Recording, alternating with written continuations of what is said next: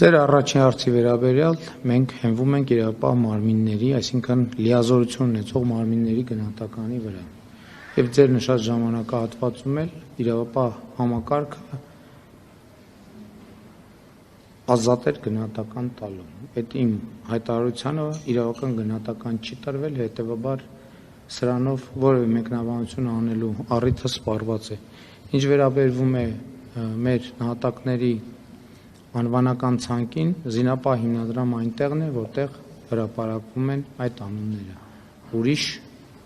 տարբերակ եւ ուրիշ մոդել չկա։ Եվ հետեւաբար զոհվածների անունները հրապարակված են։ Եթե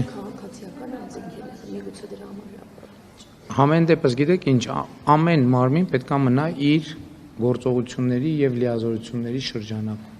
Մարմինը ստեղծված է, կառույցը ստեղծված է այդ գործառույթը, որպեսզի շահառուների ցանկը ներկայացնի։ Գիտեք, որ պատերազմի հետևանքով զոհվածները զինծառայողների ապահովության հիմնադրամի շահառուներ են եւ հետեւաբար անունները պետք է հրապարակվեն եւ հրապարակված են այնտեղ։ Սրանով ես չեմ կարող մեկնաբանություն անել, որովհետեւ ես չեմ կարող հենվել ձեր բանավոր խոսքերի վրա։ Շնորհակալություն։